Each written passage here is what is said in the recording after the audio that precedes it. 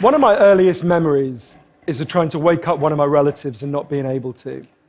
And I was just a little kid, so I didn't really understand why. But as I got older, I realized we had drug addiction in my family, including later cocaine addiction. I've been thinking about it a lot lately, partly because it's now exactly 100 years since drugs were first banned in the United States and Britain, and we then imposed that on the rest of the world. It's a century since we made this really fateful decision to take addicts and punish them and make them suffer because we believed that would deter them, it would give them an incentive to stop. And a few years ago, I was looking at some of the addicts in my life who I love and trying to figure out if there was some way to help them. And I realized there were loads of incredibly basic questions I just didn't know the answer to. Like, what really causes addiction? Why do we carry on with this approach that doesn't seem to be working? And is there a better way out there that we could try instead? So I read loads of stuff about it, and I couldn't really find the answers I was looking for. So I thought, okay, I'll go and sit with different people around the world who've lived this and studied this and talk to them and see if I can learn from them. And I didn't realize I would end up going over 30,000 miles at the start, but I ended up going and meeting loads of different people, from a transgender crack dealer in Brownsville, Brooklyn, to a scientist who spends a lot of time feeding hallucinogens to mongooses to see if they like them. It turns out they do, but only in very specific circumstances. To the only country that's ever decriminalized all drugs, from cannabis to crack, Portugal. And the thing I realized that really blew my mind is almost everything we think we know about addiction is wrong. And if we start to absorb the new evidence about addiction, I think we're going to have to change a lot more than our drug policies. But let's start with what we think we know, what I thought I know, right? Let's think about this middle row here, right? Imagine all of you, for 20 days now, went off and used heroin 3 times a day. Some of you look a little bit more enthusiastic than others at this prospect. Don't worry, it's just a thought experiment. Imagine you did that, right? What would happen? Now, we have a story about what would happen that we've been told for a century. We think because there are chemical hooks in heroin, as you took it for a while, your body would become dependent on those hooks, you'd start to physically need them, and at the end of those 20 days, you'd all be heroin addicts, right? That's what I thought. First thing that alerted me to the fact something not right with this story is when it was explained to me, if I step out of this TED Talk today and I get hit by a car and I break my hip, I'll be taken to hospital and I'll be given loads of diamorphine. Diamorphine is heroin. It's actually much better heroin than you're ever going to buy on the streets, because the stuff you buy from a drug dealer is contaminated, actually very little of it is heroin, whereas the stuff you get from the doctor is medically pure. And you'll be given it for quite a long period of time. There are loads of people in this room who may not realize that you've taken quite a lot of heroin, right? And anyone watching this anywhere in the world, this is happening. And if what we believe about addiction is right, those people are exposed to all those chemical hooks. What should happen? They should become addicts. This has been studied really carefully. It doesn't happen. You will have noticed if your grandmother had a hip replacement, she didn't come out as a junkie. And when I learned this, it just seemed so weird to me, so contrary to everything I'd been told, everything I thought I knew. I just thought it couldn't be right. Until I went and met a man called Bruce Alexander, who's a professor of psychology in Vancouver, who carried out an incredible experiment that I think really helps us to understand this issue. Professor Alexander explained to me, the idea of addiction we've all got in our heads, that story, comes partly from a series of experiments that were done earlier in the 20th century. They're really simple experiments. You can do them tonight when you go home if you feel a little bit sadistic. You get a rat and you put it in a cage, and you give it 2 water bottles. One is just water, and the other is water laced with either heroin or cocaine. If you do that, the rat will almost always prefer the drugged water and almost always kill itself quite quickly. So there you go, right? That's how we think it works. In the 70s, Professor Alexander comes along and he looks at this experiment and he noticed something. He said, we're putting the rat in an empty cage. It's got nothing to do except use these drugs. Let's try something a bit different. So Professor Alexander built a cage that he called Rat Park, which is basically heaven for rats, right? They've got loads of cheese, they've got loads of colored balls, they've got loads of tunnels. Crucially, they've got loads of friends, they can have loads of sex, and they've got both the water bottles, the normal water and the drugged water. But here's the fascinating thing. In Rat Park, they don't like the drugged water. They almost never use it. None of them ever use it compulsively. None of them ever overdose. You go from almost 100% overdose when they're isolated to 0% overdose when they have happy and connected lives. Now, when he first saw this, Professor Alexander thought, maybe this is just a thing about rats. They're quite different to us, maybe not as different as we'd like, but, But fortunately, there was a human experiment into the exact same principle happening at the exact same time. It was called the Vietnam War. In Vietnam, 20% of all American troops were using loads of heroin. And if you look at the news reports from the time, they were really worried because they thought, my God, we're going to have hundreds of thousands of junkies on the streets of the United States when the war ends. It made total sense. Now, those soldiers who were using loads of heroin were followed home. The Archives of General Psychiatry did a really detailed study, and what happened to them? It turns out they didn't go to rehab. They didn't go into withdrawal. 95% of them just stopped. Now, if you believe the story about chemical hooks, that makes absolutely no sense. But Professor Alexander began to think there might be a different story about addiction. He said, what if addiction isn't about your chemical hooks? What if addiction is about your cage?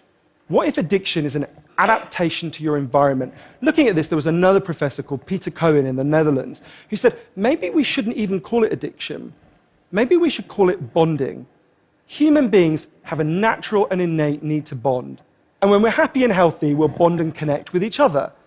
But if you can't do that because you're traumatized or isolated or beaten down by life, you will bond with something that will give you some sense of relief. Now, that might be gambling, that might be pornography, that might be cocaine, that might be cannabis, but you will bond and connect with something because that's our nature.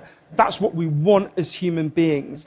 And I think, at first I found this quite a difficult thing to get my head around, but one way that helped me to think about it is, and I can see, I've got over by my seat there a bottle of water, right? I'm looking at lots of you, and lots of you have bottles of water with you, right? Forget drugs, forget the drug war. Totally legally, all of those bottles of water could be bottles of vodka, right? We could all be getting drunk, I might after this. But we're not, right? Now, because you've been able to afford the approximately a gazillion pounds that it costs to get into a TED Talk, I'm guessing you guys could afford to be drinking vodka for the next 6 months. You wouldn't end up homeless. You're not going to do that. And the reason you're not going to do that is not because anyone's stopping you. It's because you've got bonds and connections that you want to be present for. You've got work you love. You've got people you love. You've got healthy relationships. And a core part of addiction, I came to think, and I believe the evidence suggests, is about not being able to bear to be present in your life. Now, this has really significant implications. The most obvious implications are for the war on drugs, right? In Arizona, I went out with a group of women who were made to wear T-shirts saying I was a drug addict and go out on chain gangs and dig graves while members of the public could jeer at them. And when those women get out of prison, they're going to have criminal records that mean they'll never work in the legal economy again. Now, that's a very extreme example, obviously, in the case of the chain gang, but actually almost everywhere in the world we treat addicts to some degree like that. We punish them, we shame them, we give them criminal records, we put barriers between them reconnecting. There was a doctor in Canada, Dr. Gabor Mate, an amazing man, who said to me, if you wanted to design a system that would make addiction worse, you would design that system. Now, there's a place that decided to do the exact opposite, and I went there to see how it worked. In the year 2000, Portugal had one of the worst drug problems in Europe. 1% of the population was addicted to heroin, which is kind of mind-blowing. And every year, they tried the American way more and more. They punished people and stigmatized them and shamed them more. And every year, the problem got worse. And one day, the Prime Minister and the leader of the opposition got together and basically said, look, we can't go on with a country where we're having ever more people becoming heroin addicts. Let's set up a panel of scientists and doctors to figure out what would genuinely solve the problem. And they set up a panel led by an amazing man called Dr. Joao Gulao to look at all this new evidence.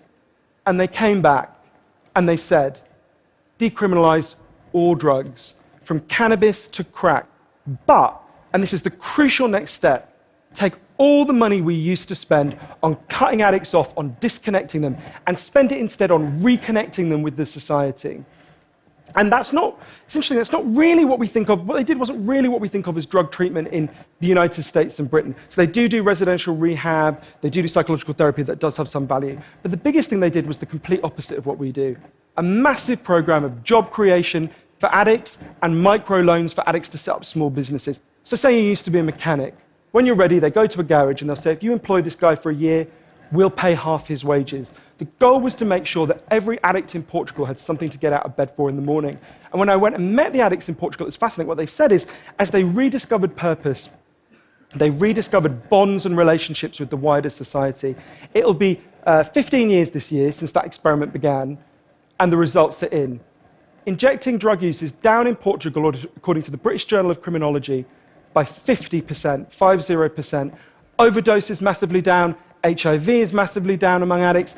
Addiction in every study is significantly down. One of the ways you know it's worked so well is that almost nobody in Portugal wants to go back to the old system.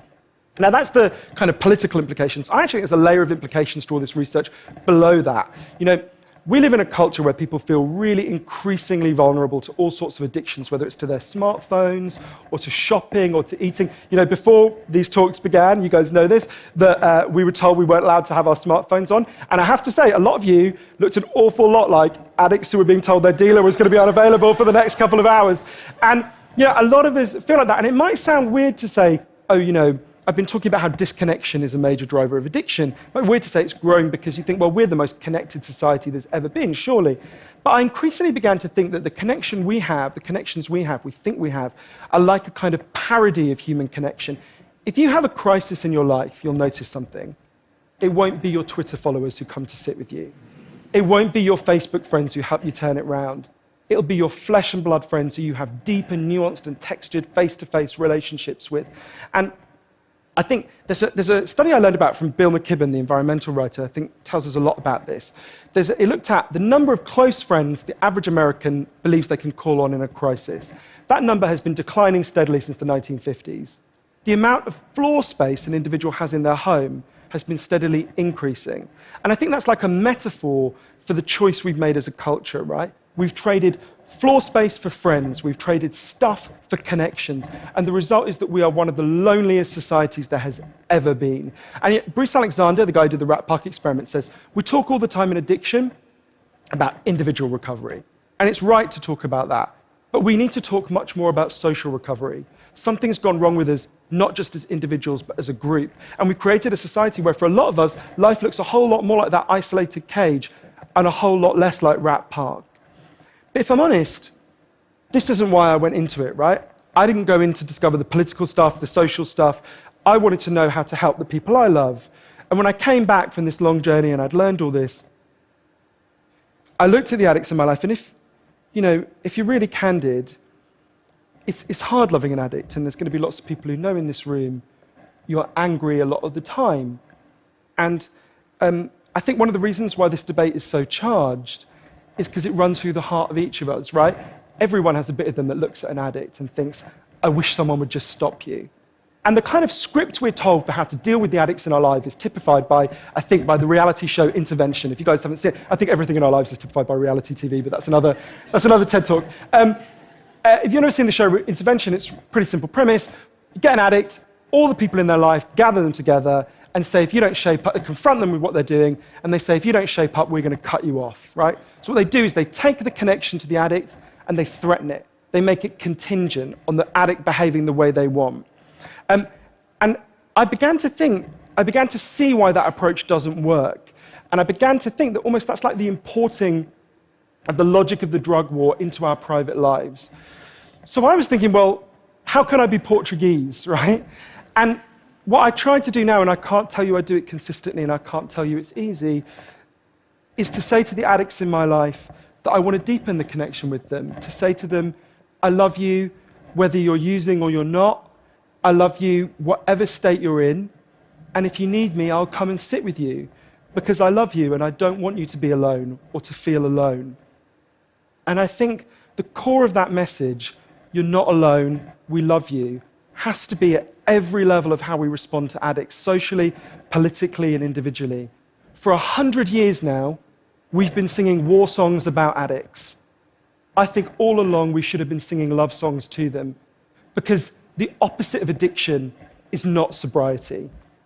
The opposite of addiction is connection. Thank you.